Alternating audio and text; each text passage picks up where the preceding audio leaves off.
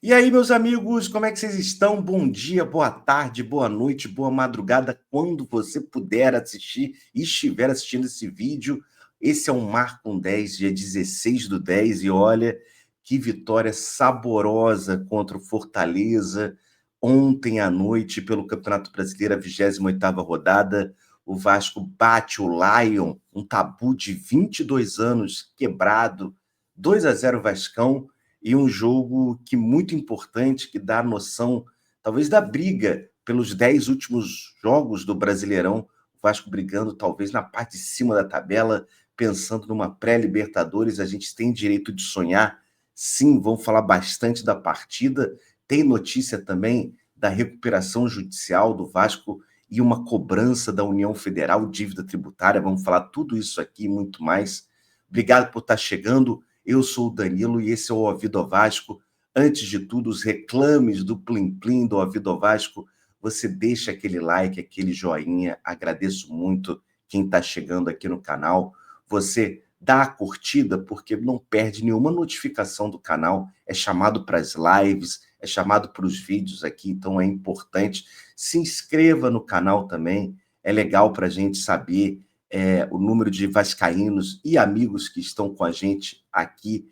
Então, agradeço a todo mundo que se inscreve. Você tem um botãozinho de hype, não custa nada, aperta o botão de hype, impulsiona o vídeo para outros amigos e amigas. E, claro, tem o QR Code aqui, ó. Olha o QR Code, livepix.gg/dantesco, com 2 Os no final. Deixar aquela doação que você puder fazer para eu ler a tua mensagem, a gente agradece bastante. Olha, ufa, eu comentava a semana toda sobre esse tabu para lá de incômodo contra o Fortaleza. A verdade é que a gente não vencia o Fortaleza desde 2003 no Campeonato Brasileiro, gol de Marcelinho Carioca, e finalmente esse tabu quebrado. Eram 8 jogos, 4 vitórias do Fortaleza, 4 empates. Ontem o Vasco foi merecedor, ninguém pode dizer que o Vasco não mereceu a vitória, mesmo com dificuldades. O primeiro tempo, em que eu achei o Vasco com chances mais claras de gol, né? Mas o Fortaleza também tentando partir para o contra-ataque, o Vasco mais posse de bola, e aí o erro fatal de Hugo Moura, né? Hugo Moura chegou muito pesado, jogador do Fortaleza. Eu acho que é um lance que o Wilton Pereira Sampaio, no primeiro momento, dá o amarelo, e talvez fosse o amarelo normal, né? Ele não veria com mais detalhes, mas aí o VAR faz aquela chamada, aquela câmera lenta, que fica parecendo que todo jogador é amputado, que sofre uma grande entrada. Eu acho que foi uma entrada violenta, mas talvez poderia passar por um amarelo. Mas não passou, e é bom destacar isso. As entradas dos jogadores do Bahia, vocês lembram? No jogo em São Januário, foram tão pesadas ou piores que a do Hugo Moura.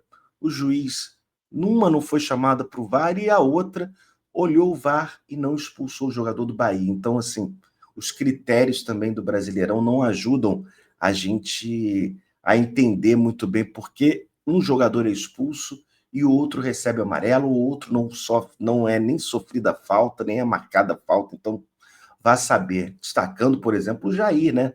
Também lá em Pernambuco, sofreu aquela falta violentíssima, um carrinho do jogador do Sport, e nem falta foi marcada. Jair, infelizmente, fora da temporada.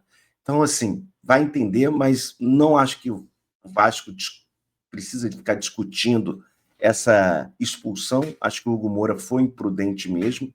E ele, assim, vejo muita gente criticando pelos erros individuais do Hugo Moura ao longo da temporada, mas acho que tem os prós e contras, né? Acho que o Hugo Moura, ao mesmo tempo de ser um jogador que não tem requintes de técnica, de qualidade, talvez, ele dá muita força ao meio campo, dá uma pegada que o Tietê não consegue, né? Inclusive, Tietê ontem jogando de lateral, no segundo tempo, o Pumita entra ali, né? Inclusive tem participação direta no segundo gol do DVD, mas eu acho que o Tietê não consegue imprimir a marcação que o Hugo Moura, junto com o Barros, um dos grandes nomes da partida ontem, conseguem. Mas é uma boa discussão e acho que o Diniz também deve pensar direto. Tem um time mais leve, tem um time mais pegador, mas eu acho que esse Vasco precisa, especialmente por Coutinho, Nuno, Ryan e agora Andrés Gomes, né?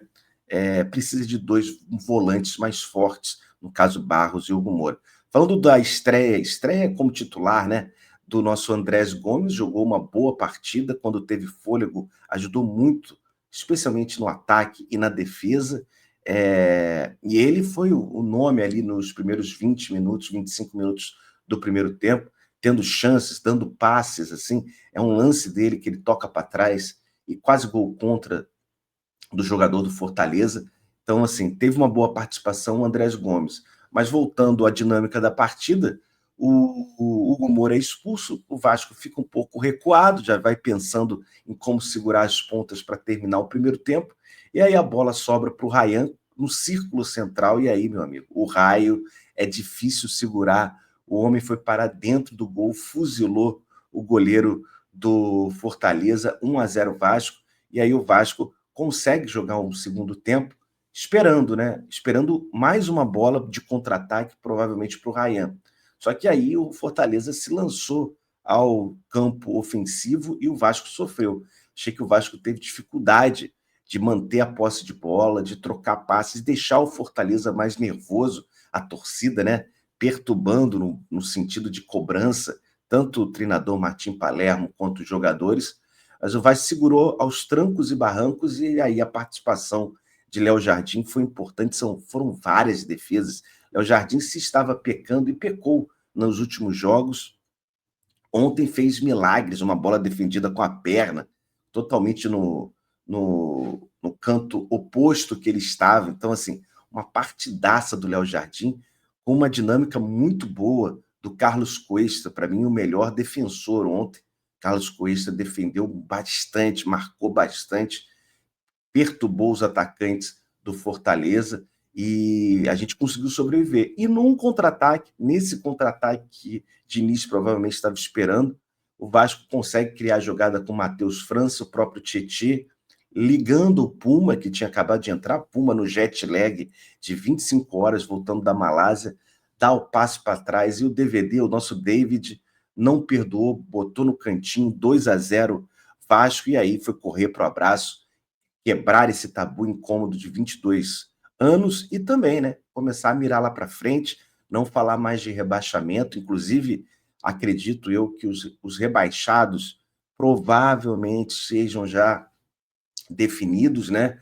Fortaleza, Juventude, o próprio Sport e o Vitória, porque abriu-se 6 pontos para o primeiro fora da zona, o Santos, e foi muito importante o Vasco vencer. Por que foi importante o Vasco vencer? Óbvio, além dos 3 pontos.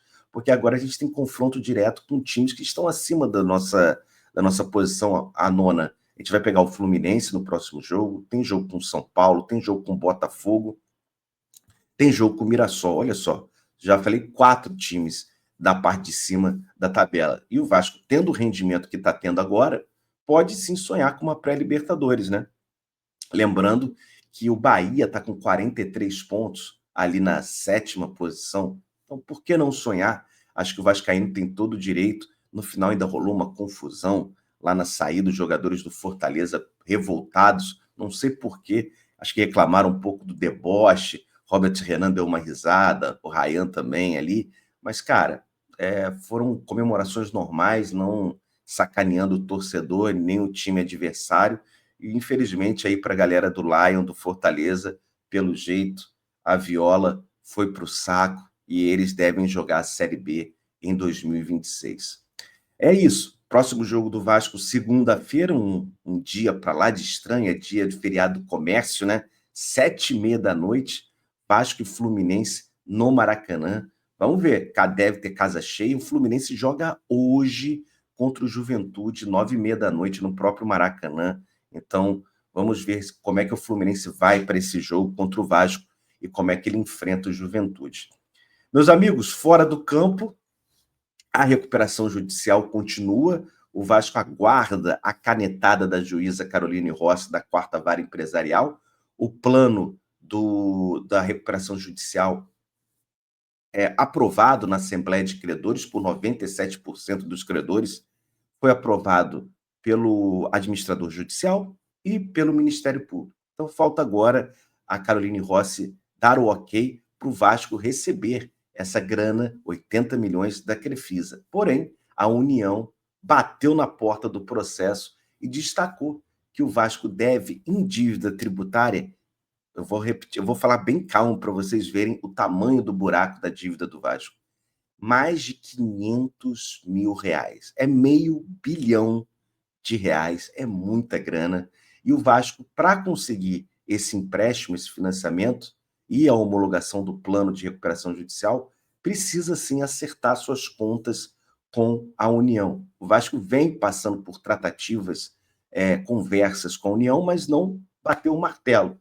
Então o Vasco precisa sim, para fechar esse empréstimo, esse financiamento e a aprovação do plano, obter um parcelamento ou pagar uma parte dessa dívida. Parcelamento é normal, vai parcelar por décadas esse valor de R$ 500 milhão, mas o Vasco precisa ajustar até por fluxo de caixa dele para começar a pagar a União e ter a CND, né, a certidão, para conseguir aí sim ter a sua recuperação judicial andando e pagar os credores que confirmaram na Assembleia. Os credores, 7 deles apresentaram objeções, mas num total tão grande de confirmações de que quem concordaram com o plano diretor, acredito que seja difícil ter alguma objeção, especialmente o Ministério Público, que tem que acompanhar, lidar, ver se houve alguma infração, alguma inconstitucionalidade, algum direito não respeitado. O Ministério Público dando ok ao plano de recuperação judicial do Vasco, acredito que essas favas estão contadas mesmo com direito a recurso.